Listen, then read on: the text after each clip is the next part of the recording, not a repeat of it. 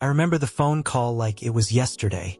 It was a Monday, and I had just finished a meeting for work when my mom called me. The tone in her voice was different from the usual warm, "How's it going?" chatter. There was something hesitant. "Hey, sweetie," she said, sounding a bit uncomfortable. "We were talking about Easter plans, and I wanted to let you know that, well, your step-grandparents said they'd rather not have you this year." I froze.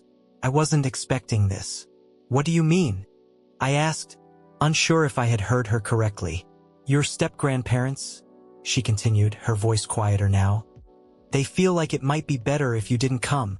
They've always had issues with you, and I think it's just going to cause more tension this time." It took me a few moments to process what she was saying. I had known for a long time that my step-grandparents weren't exactly fond of me, but hearing it out loud, especially from my mom, was a punch to the gut. "But why?" I asked, my voice tinged with confusion. "What did I do?" Mom sighed. "It's not really about you, sweetie. It's just the way things are with them. They've always been a little cold, and after everything that happened last year, I think it's better this way. You don't need the stress, and honestly, neither do they." I could hear my heart pounding in my ears. This wasn't the Easter I had imagined. "Okay," I finally said, trying to keep my voice steady. "If that's what they want, I guess I'll just make other plans." I wanted to argue, to demand a reason, but I knew it wouldn't change anything. Instead, I hung up the phone, trying to swallow the bitter taste of rejection.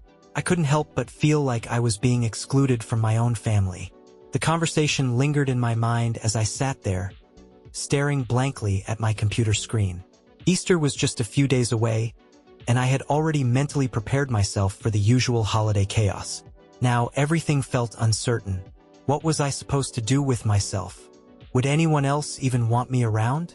Before I could spiral too much, I heard a knock on my apartment door, snapping me out of my thoughts. "Great," I muttered to myself. "What now?" I walked to the door, trying to shake off the feeling of being blindsided. I wasn't expecting anyone, but I opened it anyway. To my surprise, it was my half-brother, Daniel.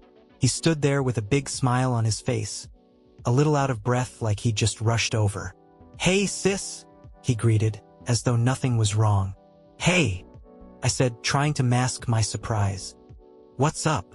Daniel, who always had this cheerful way about him, seemed oblivious to the tension in the air. "So, I know you probably heard about Easter," he started, stepping into my apartment without waiting for an invitation. "But I've got an idea. I was thinking maybe you could come with me to visit our dad instead. I mean, we could make our own Easter thing, right?" I blinked, unsure if I was hearing him right.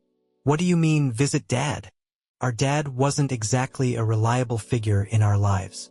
He'd been in and out of our world for years, often showing up only when it suited him. And I wasn't sure I wanted to spend an entire weekend with him, especially not after everything that had happened between us in the past. Daniel seemed to notice the hesitation in my expression. "Oh, come on," he said, flashing his signature grin. "Dad's mellowed out lately. He's even been talking about grilling. You know, like a barbecue and stuff. Plus, it's not like you'll be doing anything else. And it could be fun." I didn't respond immediately. On one hand, I really didn't want to go spend Easter with a guy who'd barely shown interest in us for years. But on the other, the thought of being alone and miserable sitting in my apartment was worse. "What about Mom?" I asked, a bit suspicious.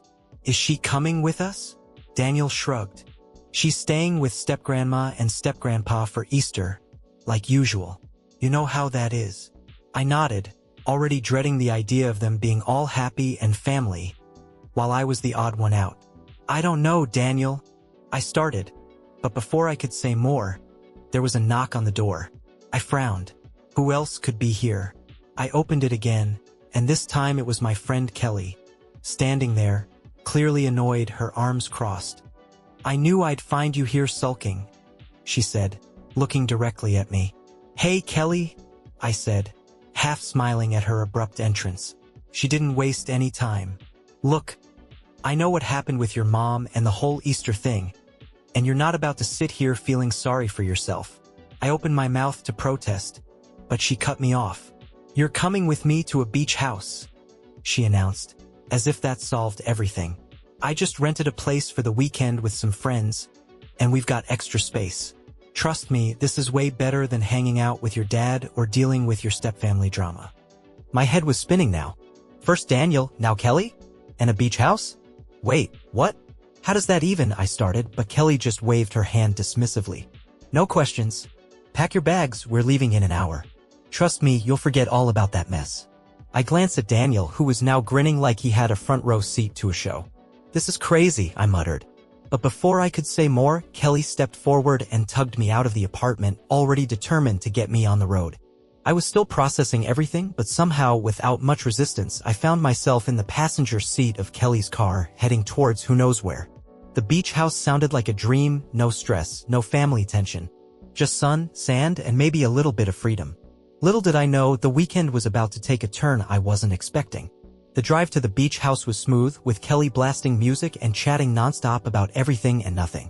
Despite my best efforts to stay detached, I found myself getting drawn into the carefree energy of it all. For the first time in a while, I felt like I could breathe. As we neared the coast, the salty air hit me through the cracked window, and I felt a sense of relief wash over me. Maybe this would be a good distraction after all. I still wasn't sure what exactly I was getting myself into, but Kelly seemed determined to make this the best weekend ever. When we finally pulled up to the beach house, I was stunned. It was an old but beautiful place, 2 stories with white shutters, a big wraparound porch, and a stunning view of the ocean just beyond the dunes. It was the kind of house you'd see in a postcard, the kind of place where everything felt a little magical. "This is amazing," I said, stepping out of the car and feeling the sand between my toes. Kelly smiled, clearly proud of herself. "Told you it was perfect. A little slice of paradise for a weekend, right?" I was starting to believe her. As I grabbed my bag and followed her inside, I couldn't help but notice that the place was a little too quiet. "You said you were with friends," I commented, raising an eyebrow. "Where's everyone?" Kelly hesitated for a second before replying, "Oh, they're around. They'll be here soon." That was odd, but I shrugged it off. Maybe they were just out exploring or getting things ready. I'd been so focused on the drama with my family, I didn't even think to ask about who else was coming. We walked through the spacious living room with large windows that gave an unobstructed view of the ocean. The place was impeccably decorated, but something felt off about it, like there was too much space and too little activity. But I pushed the thought aside. I was here to relax. Kelly led me up the stairs to one of the bedrooms. "This one's yours," she said, throwing the door open. The room was as perfect as the rest of the house, with a king-sized bed, soft linen curtains, and a balcony that overlooked the sea. "Thanks, Kelly. This is really nice," I said, trying to sound enthusiastic even though my mind was still racing. As I set my bag down and started unpacking, the sound of footsteps echoed up the stairs. Kelly's voice dropped to a whisper. "Okay, so, funny thing, you might want to sit down for this." I looked at her, confused. "What do you mean?" Kelly stepped back from the door and motioned to the hallway where 2 people appeared, familiar faces that I didn't expect to see here. It was my step-grandparents. I froze. My heart dropped into my stomach. What are you 2 doing here?" I managed to choke out. Kelly's eyes widened slightly and she raised her hands in a sort of defensive gesture. I thought it'd be fun to get everyone together, you know? A little surprise Easter reunion. I figured this would be a good chance for everyone to, I don't know, bond or whatever. Your step-grandparents said they were free, so I invited them along. I couldn't believe it. After everything that had happened with them, everything they'd said about me, it seemed like the last thing they'd want to do was spend Easter with me. The tension was palpable. They stood there in the doorway looking as uncomfortable as I felt. "Surprise," Kelly added awkwardly, clearly sensing the shift in atmosphere. The silence was thick, and for a few moments, all I could do was stare at them, trying to process this bizarre twist. Were they really here to bond, or was this just another way to push me into a situation where I'd feel unwanted? I turned to Kelly, who was looking a bit sheepish. You invited them?" "Without asking me." She opened her mouth to apologize, but before she could say anything, my step-grandmother spoke up, her voice as cold as ever. "I didn't know you'd be here, dear," she said, her tone clipped. "But it seems we're stuck with each other now." I could hear the underlying bitterness in her words, and the words I hadn't wanted to hear came crashing back into my mind. My mom had said they didn't want me at Easter, and now I was trapped in this weird, forced situation where I couldn't escape. "Well," I said, trying to keep my voice steady, "I guess we'll make the best of it." But as I spoke the words, a sense of dread settled over me. What was supposed to be a peaceful, carefree weekend was quickly turning into something far more complicated. And we hadn't even started the Easter weekend yet. After that awkward exchange, I couldn't shake the feeling that something was off. My step-grandparents, especially my step-grandmother, who never seemed to have anything nice to say, made me feel like an outsider in my own life. Kelly, meanwhile, was buzzing around the house trying to make things fun as though nothing was wrong. I spent a good chunk of the afternoon pacing between the beach and the house, trying to clear my head. The sound of the waves crashing against the shore was soothing, but the knot in my stomach kept growing tighter. I was stuck in a house with people who barely tolerated me, and my only friends were the ones who'd put me in this position in the first place. Around dinner time, I went back inside, hoping the evening might at least be somewhat normal. Maybe I'd make the best of it and try to avoid any serious confrontation.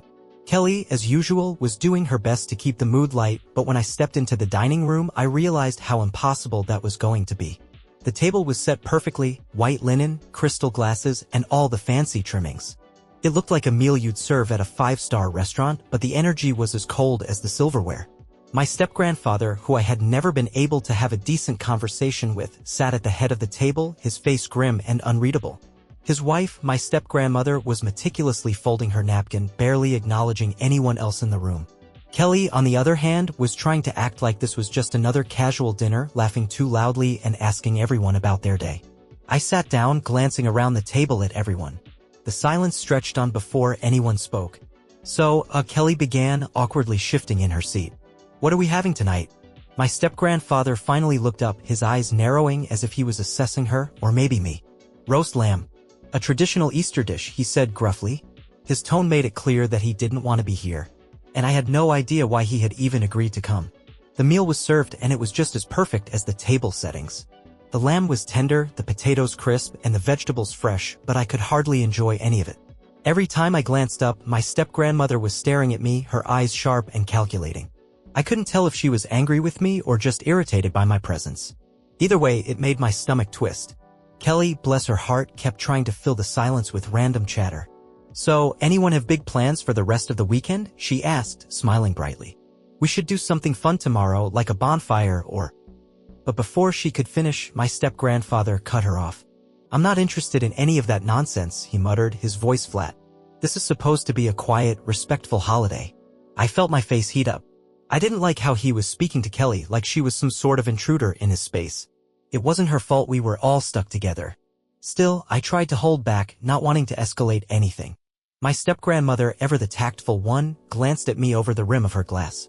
"You're not having any lamb?" she asked, her voice oozing with something I couldn't quite place. "I thought you liked it." I froze. It was a subtle jab, but a jab all the same. I had always hated lamb. I had no idea why she would bring it up, but I knew it wasn't because she cared about my dietary preferences. "I'm fine," I said stiffly, pushing my plate aside. "I just don't have much of an appetite." There was a long silence after that. Kelly shifted uncomfortably in her chair, but no one spoke. Even the clinking of silverware seemed to echo too loudly in the stillness. I could feel the tension building with every passing second. I was sure I was going to lose my composure any minute now. The next few minutes were a blur, awkward pauses, forced small talk, and a few attempts to make the situation lighter that fell flat.